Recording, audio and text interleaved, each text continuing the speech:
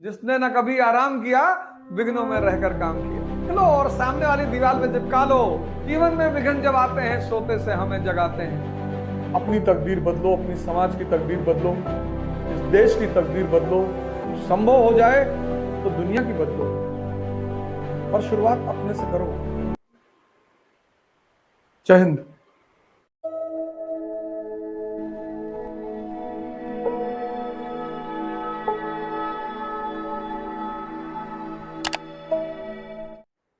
अफगानी आते थे पंजाब, हिंदू मुसलमान औरतों को उठा ले आते थे। तो जो सिख गुरिल्ला थे, ये 12 बजे रात में अफगानिस्तान पर हमला करते थे और हिंदू मुसलमान की औरतों को वापस लेकर आते थे। इसलिए किसी सरदार को कभी मत कहना 12 बज गया सरदार जी, तुमको गाली पड़ती है। पागल लोग, कुछ पता तो है नहीं किसी सरदार जी 12 बज गए। हिंदू मुसलमान इनकी औरतों को नहीं उठाते थे अफगानी, उनको पता था। हिंदू मुसलमान, ये सिख गुरिल्ला, ये रात में 12 बजे हमला करते थे। खौफ बन गए थे सिख अफगानिस्तान के लिए, खौफ। कहते हैं अफगानी औरतें अपने बच्चों को हरि सिंह नलवा के नाम पे सुलाती थी। ये जलवा था सिखों का। और जो भी मानवता के लिए काम करेगा उसकी तारीफ तो होगी ही। क्यों नहीं होगी तारीफ उसकी, एकदम होगी तारीफ।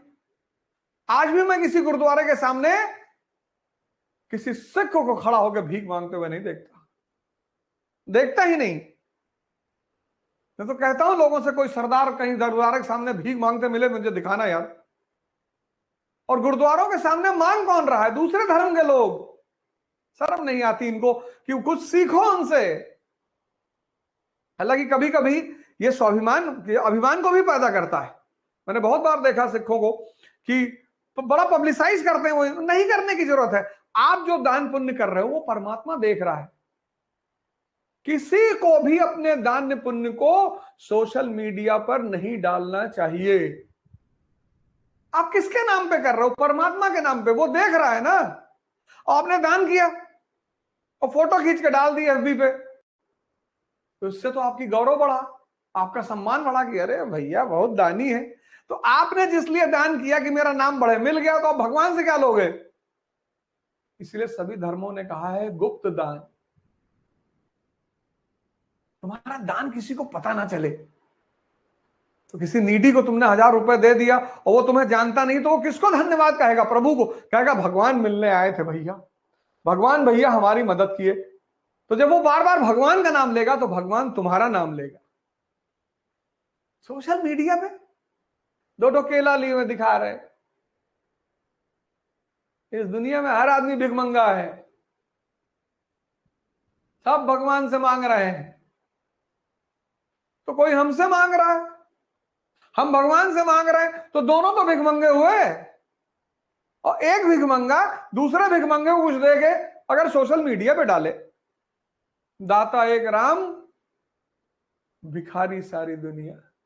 दाता एक राम, दाता। Necessity is the mother of invention.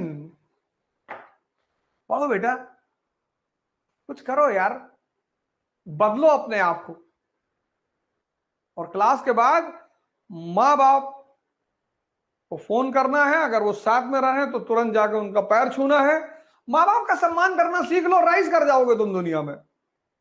दुनिया में एक कौम है माँ बाप, जो तुमसे बिना इंटरेस्ट के तुम्हारे बारे में सोचते हैं और भाव से सोचते हैं। आज मैं इसका राज तुमको बता दूं कि मैं बार बार क्यों माँ बाप पे ध्यान दे रहा हूं, माता पिता पे। मैं क्यों इसको बार बार तुमसे कह रहा हूं? दुनिया में एक बहुत बड़ी शक्ति है जो सब लोग नहीं जान पाते, वो है भाव की शक्ति, फीलिंग की। यह बहुत बड़ी पावर है। भजन है भाव के भूखे हैं भगवान, बहुत बड़ी। और हर माँ बाप अपने बच्चों से इसी से जुड़े होते हैं, भाव से। और यह शक्ति है बहुत बड़ी। भाव से किसी के लिए अगर कोई अच्छी चीज कही गई तो वो दुआ, और भाव से अगर किसी के लिए कुछ बुरी कही गई तो वो बद्दुआ, कर्ज। और दोनों असर करती है। वाइब्रेशन है सर, बहुत साइंटिफिक है सर, बहुत स्ट्रांग चीज है। बहुत स्ट्रांग चीज है सर। किसी का बेटा बीमार है, तुम्हारे पास 100 रुपया पड़ा, तुमने दे दिया। हर आदमी के पास तो उतना है नहीं कि सबको कुछ दे दे। तो जो आंसू गिरे ना उसके, खुशी में दवा लाके, सर वो ताकत है सर। वो आपको कहां मदद करेगी आपको पता नहीं चलेगा सर। और तुमने राह चलते किसी को चांटा मार दिया फालतू में, उसके भी आंसू गिरे, वो खा जाएंगे तुमको। मैं बार बार क्यों कहता हूं मां बाप के बारे में? क्योंकि मां बाप का अपने बच्चों से संबंध भाव से होता है, और भाव एक शक्ति है sir. It's a vibration in the world. ये चांद, सूरज, सितारे, प्लैनेट सब इसी शक्ति से चल रहे हैं।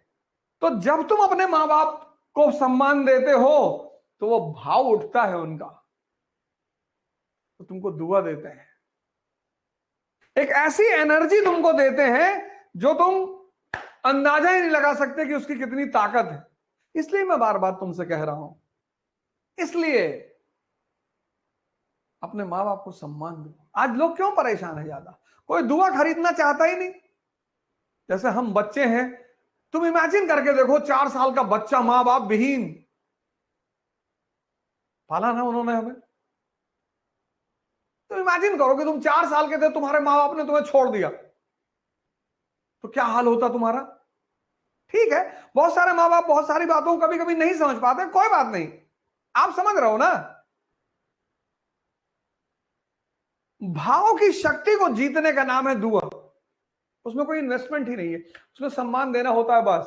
सबसे मजेदार बात, पैसा देना ही नहीं है मां बाप के लिए, टीचर के लिए, शिक्षक के लिए। तुम्हारा टीचर कोई क्लास 10th 8 का मिल गया, तुम गए पैर छूने, गुरु जी आप नहीं होते तो हम कुछ ना कर पाते जिंदगी में। सीना उना खींचा, तुरंत अंदर किया, उसका लड़का अगर साथ में है तो उसकी तरफ भी देखा कि देखे कहीं तुम्हारे पुराने टीचर उचर मिल जाए करे, कूद के पैर छू लिया करो खटाक से, उतना ही। और कहे तो क्या जाता है कहने में, गुरु जी आप अपनी पत्नी से दिखाओ कि ये गुरु जी हैं, इन्होंने वो मंत्र बताया था वो वाला, उसी से तो मैं चलो चलो पैर छुओ, इतने में खुश। फ्री, तुम फ्री को इस्तेमाल करना नहीं जानते हो। 500 रुपए का पिज्जा खा लोगे तुम, और गुस्से में तुरंत आ जाते हो और गाली देते हो। और हमको अगर गाली देते हो तो हम तुम्हारे भाई बंद हैं। हम कौन सा पाकिस्तानी हैं कि ऑस्ट्रेलिया में पैदा हुए हैं? तुम्हारी भी मां भारत मां और मेरी भी मां भारत मां।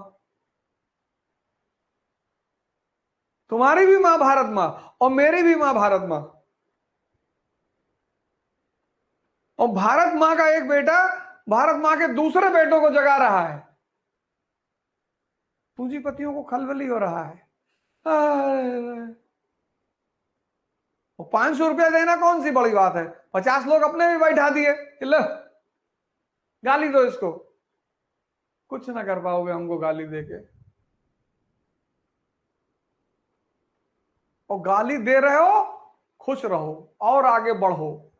ये दुआ है मेरी तरफ से। गाली देने के बावजूद कुछ नाम कमाओ, धन कमाओ, राज करो, सांसद बन जाओ, और मैं तो अपना काम करूंगा। इतने बड़े बड़े पूंजीपति पड़े, उनके 10-20 लड़का बैठाना कौन सी बड़ी बात है? डिमोरलाइज करो इसको। 5 बजे सुबह बच्चों को जगा रहा है, हमको ना कर पाओगे डिमोरलाइज, और सामने कुछ कह ना पाओगे, क्योंकि बहुत सारी कलाएं आती हैं हमको। लेकिन कुछ करो यार, उठो, कुछ करो। क्यों सो रहे हो? जागो, अपनी तकदीर बदलो, अपनी समाज की तकदीर बदलो, इस देश की तकदीर बदलो। संभव हो जाए तो दुनिया की बदलो, पर शुरुआत अपने से करो। किसी को कुछ मत कहो, किसी से नाराज मत हो, खुद से। बाहर की व्यवस्था देखकर तुम्हें दुख हो रहा है, कोई बात नहीं।